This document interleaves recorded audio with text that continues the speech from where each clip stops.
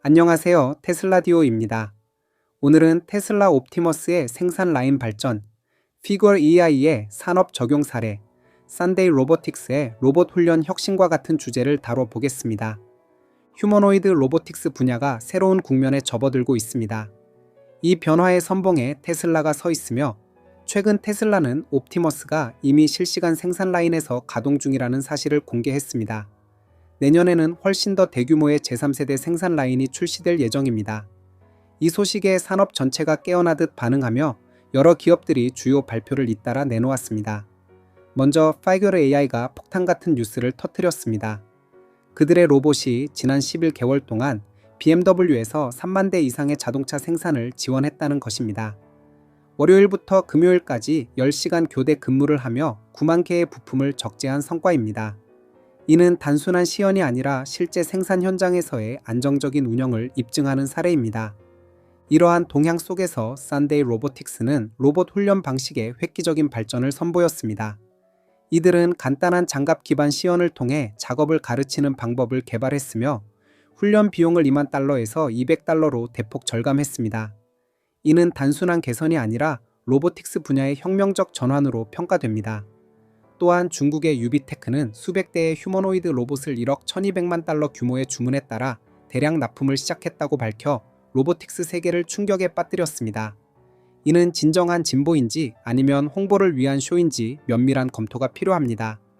마지막으로 샤오팡의 새로운 휴머노이드 로봇은 테슬라 옵티머스에 가장 가까운 모델로 불리며 이 분야의 경쟁이 가속화되고 있음을 보여줍니다. 테슬라의 옵티머스 생산 라인을 자세히 살펴보겠습니다. 테슬라는 프리몬트 공장에서 파일럿 생산 라인이 이미 가동 중이며 이 라인에서 J2.5 세대 로봇을 생산하고 있습니다. 영상에서 확인할 수 있듯 손의 힘줄이 아직 흰색으로 되어 있고 화면에 새겨진 날짜가 4월 8일로 표시되어 있어 이 영상이 봄철에 촬영된 것임을 알 수 있습니다. 제3세대 디자인은 아직 확정되지 않았을 가능성이 크며 현재 라인은 내부 훈련 목적이나 생산 방법 테스트를 위한 것으로 보입니다.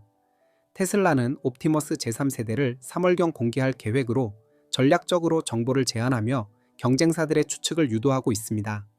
이는 시장의 관심을 유지하면서 기술 우위를 확보하는 현명한 접근으로 평가됩니다. 특히 옵티머스의 손 디자인은 주목할 만합니다. 최근 공개된 이미지에서 힘줄이 색상으로 구분되어 검정, 파랑, 빨강, 초록으로 코딩된 것을 확인할 수 있습니다. 이는 이전 파일럿 라인에서 힘줄 혼동 문제를 해결하기 위한 조치입니다. 손에는 총 17개의 액추에이터가 배치되어 있으며 아래쪽에 12개, 위쪽에 5개의 스택으로 구성됩니다. 원래 추정된 24개에서 줄어든 수치로 효율성을 높인 결과입니다. 손가락을 펴는 익스텐서 부분은 힘줄이 아닌 리가먼트, 즉 고품질 고무밴드와 유사한 재료로 대체되어 스프링백 기능을 제공합니다. 빨강 힘줄은 전체를 관통하며 초록 힘줄은 새끼손가락과 엄지손가락의 움직임을 담당합니다. 검정과 파랑은 외전과 내전 동작을 처리합니다. 일론 머스크의 발언에 따르면 팔 전체에 26개의 액추에이터를 목표로 하며 현재 19개에서 5개를 추가해 50개로 확대할 계획입니다. 이는 현재 약간의 언더 액추에이션 문제를 보완하기 위함입니다. 이러한 디자인은 관절 위치를 고려한 오프셋 설정으로 힘줄을 높이 배치해 외전 시 약간의 굴곡을 유발합니다. 두 힘줄을 동시에 작동시키면 순수한 굴곡을 달성할 수 있으며 이는 그립 강도를 강화합니다. 특히 지배절 IP 관절에만 초점을 맞춰 MCP 관절을 분리함으로써 클로잉 모션을 최소화하고 더 세밀한 제어를 가능하게 합니다. 제3세대 손에서 이 전략이 지속될 것으로 보이며 테슬라의 손 중심 개발은 다른 기업들이 미치지 못하는 수준입니다. 그러나 비용, 민첩성, 경호성 간의 트레이드오프가 존재합니다. 고민첩성 손은 과열 문제가 발생하기 쉽고 예를 들어 샤파나 우지 손은 30분 만에 과열됩니다.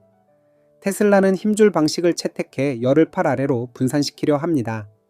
제3세대에서 경호성을 우선할 가능성이 크며 이는 장기 가동을 위한 필수 선택입니다. 아직 현장에서 11개월 동안 작동하는 민첩성과 경호성을 동시에 달성한 손은 없으나 테슬라의 접근은 미래지향적입니다.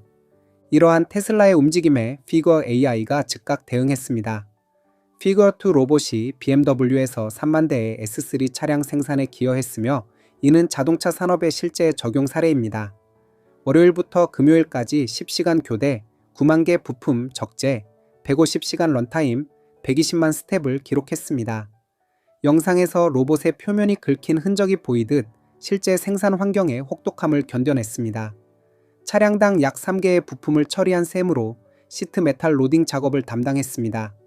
이는 렉에서 부품을 픽업해 용접 픽스처로 배치하는 클래식 픽앤플레이스입니다. 6대의 산업 로봇이 용접을 처리하며 메인 라인으로 공급됩니다. 이는 로봇에게 쿠키를 주는 저비용 과일 같은 작업으로 테슬라도 프리몬트 SNX 라인에서 유사한 기회를 가질 수 있었습니다. 피규어 AI의 주요 성과 지표는 사이클 타임 84초, 배치 정확도 99%, 개입 횟수 제로입니다. 5mm 공차 내에서 2초 만에 부품을 배치하는 정밀도가 핵심입니다. 실제 성과는 공개되지 않았으나 11개월 지속은 성공으로 볼 수 있습니다. 피규어2는 스케일링을 목적으로 하지 않았으나 이 파일럿은 피규어3으로 이어질 데이터 기반입니다. 옵티머스2와 피규어2는 강철 구조로 경고하나 피규어3과 옵티머스3은 천 소재 커버를 채택할 전망입니다. 공장 환경에서 손상 위험이 있지만 외부 커버를 교체 가능하게 설계하면 문제 없습니다. 연질 소재는 긁힘을 흡수하며 열 전도나 공기 흐름을 고려한 대체 재료로 보완할 수 있습니다. 중국 기업들의 움직임도 주목할 만합니다. 유비테크는 수백 대의 로봇을 창고 작업에 투입하며 평균 사양의 MVP로 대량 납품을 달성했습니다. 보행 속도 2m/초, 핸들 기능으로 실용성을 강조합니다. 이는 유니트리처럼 플립백은 못하나 실전 배포에 적합합니다. 샤오팡 역시 옵티머스 유사 모델로 경쟁합니다. 미국과 유럽에서는 테슬라와 피겨가 리더이나 각 기업이 특정 영역에서 강점을 보입니다. 공급망 문제로 액추에이터 과열이나 파손이 발생하며 하드웨어와 AI 균형이 과제입니다. 평균 사양으로 시작해 데이터를 축적하는 전략이 현실적입니다. 테슬라의 액추에이터 전략도 흥미롭습니다. 초기 만대 생산 목표를 수백 대로 조정했으나 내부 제조로 전환 중입니다. 공급망 문제로 과열과 볼륨 램프가 어려웠습니다. 부품 생산 시간이 길어 전문 장비가 필요하며 캐피탈 지출을 최소화하기 위해 디자인을 재검토합니다. 밴쿠버 인근 수미토모 공장에서 사이클로이달 액추에이터를 생산할 가능성이 제기되며 이는 하모닉스에서 벗어난 하이브리드 방식입니다. 프리몬트와 오스틴에서 100만 대 규모를 목표로 하며 지가 베를린처럼 수년이 소요될 전망입니다. 10만 대 생산 시 하루 4,000개 액추에이터가 필요하며 공급망 구축이 핵심입니다. 산데이 로보틱스의 훈련 혁신으로 넘어가 보겠습니다. 이들은 액트1 모델을 통해 제로 로봇 데이터로 장기 작업을 학습하며 제로샷 일반화와 고급 민첩성을 달성했습니다. 창립자 토니 샤오와 창의 배경은 스탠포드 에로하 프로젝트와 UMI에서 유래합니다. 에로하는 저비용 하드웨어로 100번 미만 시도로 85% 성공률을 기록하며 지퍼나 매듭 같은 작업을 시연했습니다. UMI는 장갑으로 손 데이터를 직접 캡처해 로봇에 전이합니다. 텔러퍼레이션 없이 머리 카메라와 손 위치만으로 훈련하며 키네마틱스로 모빌리티를 해결합니다. 이는 가정용 80% 작업을 커버하며 장기 호라이즌 계획이 강점입니다. 데이터 캡처 방식의 패러다임 전환이 핵심으로 이는 로보틱스 훈련의 미래를 제시합니다.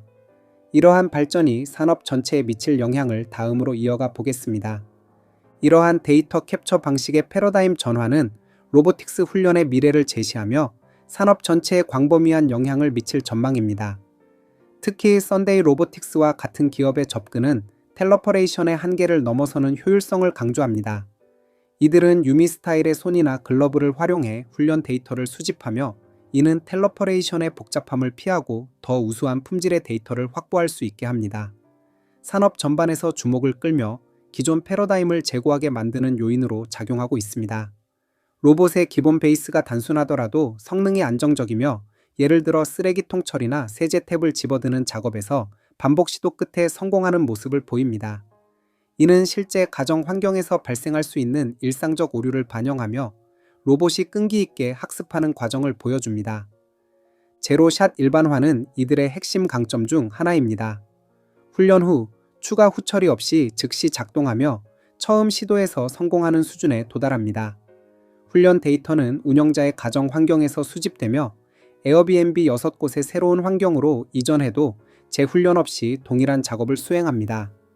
글러브를 통해 테이블 위 접시를 집어 식기세척기로 옮기는 과정을 학습하며 운영자의 이마 장착 카메라와 로봇의 카메라 데이터를 바탕으로 모방 학습을 적용합니다. 이렇게 훈련된 로봇은 접시, 유리잔, 식기 등의 객체를 인식하고 다양한 테이블 세팅에 대응하며 일반화합니다. 새로운 주방 환경에서도 식기세척기를 식별하고 문을 열어 넣는 과정을 자율적으로 처리합니다. 이는 각 식기세척기의 미세한 차이를 학습해야 하는 과제이지만 기본 주방 구조를 인식하는 능력이 이를 보완합니다. 이 접근은 텔러퍼레이션의 어려움을 극복합니다. 알로하 프로젝트처럼 양말 접기를 시도할 때 힘 피드백의 부재로 실패가 잦았으나 글러브 기반 훈련은 접촉이 많은 작업에서 우수한 데이터를 제공합니다. 로봇의 손은 최소 자유도 설계를 채택해 스키 장갑 같은 단순 구조로도 세밀한 작업을 수행합니다. 패들 형태의 손바닥이 지지력을 더해주며 두 개의 손가락으로 충분한 조작성을 확보합니다. 이는 복잡한 다자유도 손의 필요성을 줄이고 비용 효율성을 높입니다. 가정 환경에서의 로봇 디자인은 바퀴 베이스를 사용해 이동성을 강조하나 계단이나 문턱 같은 장애물에서 한계를 보입니다. 오픈 레이아웃 가정에서는 유용하지만 베타 프로그램에서 이러한 환경을 필터링할 필요가 있습니다. 가족 반응도 긍정적이며 이 로봇은 위협적이지 않고 친근한 인상을 줍니다. 다른 쌍족 로봇과 달리 넘어져도 안전해 보이는 점이 장점입니다. 이러한 혁신은 훈련 비용을 대폭 절감합니다. 텔러퍼레이션의 $20,000 대비 글러브 방식은 $200 수준으로 자본 효율성을 두 자릿수 높입니다. 일론 머스크의 언급처럼 새끼손가락의 필요성을 넘어 기본 손으로 양말 접기까지 가능하며 저비용과 용이한 훈련으로 다양한 작업을 커버합니다. 텔레사나 피겨 같은 리더 기업과 비교할 때 각 회사가 고유한 역할을 맡고 있습니다. 텔레사는 첨단손과 액추에이터, 대규모 공장을 통해 산업용을 주도하며 피겨는 작업장 배치를 이미 시연합니다. 반면 썬데이 로보틱스는 가정용으로 빠르게 진입하며 실험적 접근이 산업 생태계를 풍부하게 합니다. 바늘 꿰매기 같은 고난이도 작업보다는 접시 정리나 세탁 접기 같은 80% 일상 작업에 초점을 맞춰 실용성을 우선합니다. 이는 로봇 도입을 가속화할 전망입니다. 중국 기업들의 움직임도 주목할 만합니다. 유비테크는 워커 S2 모델로 억 1200만 달러 규모의 주문을 확보하고 자동차 스마트 팩토리, 물류, 데이터 센터에 수백 대를 대량 배송합니다. 이 모델은 이전 S1의 개선으로 모든 카테고리에서 평균적 성능을 발휘하며 확장 가능합니다. 발표 영상은 아이로봇 영화의 디스토피아 분위기를 연상시키며 일부에서 CGI로 오인될 만큼 세련되게 제작되었습니다. 실제 촬영 증거를 공개했으나 그림자나 배경 조정으로 의도적 효과를 더했습니다. 홍콩 증시 상장 코드 9880HK의 주가는 발표 후 거의 3배 상승했습니다. 주문은 훈련센터나 실제 고객으로 분배될 가능성이 크며 대량 배포의 성공 여부는 6개월에서 9개월 후 재배포율로 판가름 날 것입니다. ROI가 핵심 지표로 투자 수익을 좌우합니다. 지팡의 아이언 모델은 텔레사와 유사한 EV 부문에서 출발해 2019년부터 휴머노이드 개발을 진행합니다. 선형 액추에이터를 활용하나 옵티머스와는 다른 독창적 디자인으로 우아한 걸음걸이가 인상적입니다. 공장 배치 시도에서 손이 진동으로 파손되는 문제를 겪어 ROI 미달로 산업용을 보류하고 있습니다. 최근 아이언 메이든 버전으로 남녀형 로봇을 출시하며 남성형이 더 크고 여성형은 캐워크 스타일로 균형을 강조합니다. 이전 모델의 우아함을 유지하나 속도보다는 설득력을 우선합니다. 발표 전 사람 착용 슈트 논란이 일었으나 이는 CEO의 키노트에서 비롯된 것으로 몰 쇼핑센터 전시로 실물을 증명했습니다. 운동학적으로 경합골 추가로 팔 자유도를 9으로 확대해 포옹이나 어깨 움직임을 가능하게 하며 허리 자유도는 5로 척추 유연성을 더합니다. 힙 액추에이터 개선으로 세밀한 조정이 돋보입니다. 논란으로 커버를 제거하고 내부 메커니즘을 공개하며 홍보 효과를 극대화했습니다. 로봇 산업은 최근 6에서 8주간 매주 주요 발표로 활기를 띠고 있습니다. 이렉스는 가정용 진입으로 소셜미디어에서 큰 주목을 받았고 유니트리의 H2, 장, 유비테크, 썬데이가 연이어 등장했습니다. 일부 발표가 겹쳐 가려지기도 했으나 탕기블 에질 같은 기업도 동참합니다. 2년 전만 해도 수십 년 걸릴 기술로 여겨졌으나 이제 프로토타입 데모가 쏟아지며 기대가 과열되고 있습니다. 그러나 액추에이터 내구성, 하드웨어 안정화, 판매 준비에 시간이 필요합니다. 장기적으로 낙관적이지만 단기적으로는 인내가 요구되며 수익화까지는 오랜 여정이 예상됩니다. 가정용은 2030년대 초반이 현실적이며 초기 배포는 이렉스 같은 기업에서 시작될 것입니다. 비용은 $30,000 이하로 하락 중이나 안전 인증이 최우선입니다. 로봇의 질량으로 인한 넘어짐 위험을 고려해 수동적 소프트닝과 능동적 안전 조치가 병행되어야 합니다. 공장용으로는 피겨의 BMW 협력이 설레이며 픽앤플레이스 같은 단순 작업에서 이미 유용성을 보입니다. 옵티머스의 10일 자유도 손으로 시트 메탈 핸들링이 가능하며 사이클 타임을 맞추면 85% 이용률을 달성할 수 있습니다. 초기 투자 비용에도 불구하고 차세대 비용 절감으로 ROI를 실현할 전망입니다. 이러한 다각적 발전은 로봇 산업의 경쟁을 촉진하며 각 기업의 고유 전략이 시장을 형성할 것입니다. 지금까지 준비한 모든 소식을 전달드렸습니다. 경제적 자유를 얻는 순간까지 함께 동행하길 소망하며 지금까지 테슬라디오였습니다. 감사합니다.